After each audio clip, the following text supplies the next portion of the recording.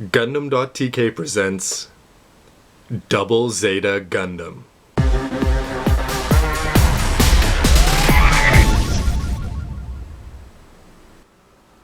Alright everybody, welcome back. Now it's time for some final thoughts, and I'm going to start this off in its transformed mode, and I have to say that I like it. I like it without an action base when it's in G-Fortress mode, mostly because of the fact that it has this base that holds everything nicely in place, and it also looks really good in G-Fortress mode when it's on the action base. But the thing I like even more than that is just the way that the core base looks, and especially that's in no small part thanks to the way that the core fighter is well designed and well put together, although a little bit of yellow paint, trim, etc. or a better sticker from Bandai could have improved its looks. Just the details and the colors and the legs, and especially the slim line of the legs when you pull in the sides and just make everything in a straight line, was actually really impressive. So the core top I wasn't as impressed with, and that's mostly because you can see here that we've got these big weapons and we've got this landing gear that's holding it up, but otherwise it's just going to flop down because it's not really made to sit on the ground by itself, but you can fix that by putting it up on an action base. So what about the downsides? Well, let me gather up all of these parts here because there are quite a few of them. Anyway, you get the idea. And these are parts that have come off from this Gundam that would be hidden much better on the master grade, especially the feet. But in this case, again, I have to forgive it because it is a 1/44th model. If they made this transform ridiculously complex, and that's something we might be getting in the real grade Double Zeta in 2020, but I don't mind the parts forming, and again, I'm going to keep this in mobile suit mode most of the time, and the fact that you're able to use that base underneath to incorporate or to hold a lot of the parts even while it's transformed and in use is a big plus. And don't forget that the head is an extra leftover part as well.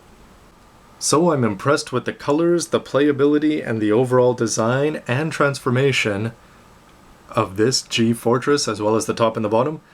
Now some final thoughts though, as it's back into mobile suit mode, which is the way that I'm going to keep it displayed almost all the time. However, because this is high grade prices, you really could buy two of them if you wanted to have them displayed in both modes simultaneously. Anyway, on to business. I have to say that I just like this kit. First of all, it was a fantastic build. Lots of parts, not too complex in any way, but very ingenious construction and design and engineering overall. And everything that it comes with, from the extra, from coming with the actual core fighter that you can keep separate, to the weapons, to the way that they actually work and don't fall out, I have to say that I like the mobile suit a fair bit. But the reason I really like it is just that they could have skimped out on so many of these colors, but the fact that they didn't. They gave us good molded parts for the yellow and blue trim. Really, the knees are my only knock against this thing so far in terms of the color department.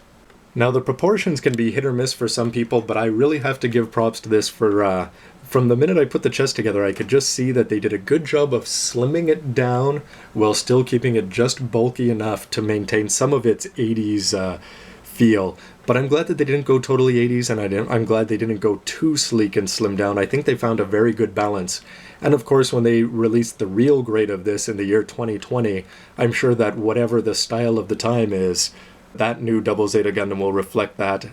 Bottom line, if you're looking for a superposable kit, don't expect it in this, but it's way better than I expected, and the fact that the weapons work, despite the fact we can only use one Hyper Beam Saber, I'm still impressed with the way that they were able to incorporate one of the most unusable weapons in all of plastic models into this Gundam and still make it look pretty decent.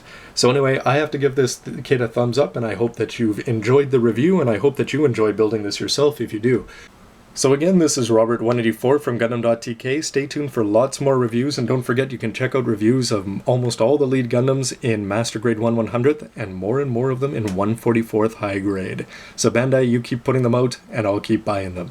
Anyway, thanks for watching. Hit like if you do, and as always, let me know with a comment on the front page or down below what you think of these. I always love to hear from you guys. Anyway, thanks for watching, everybody. See you next time. No, seriously, why did the start of this show suck so bad?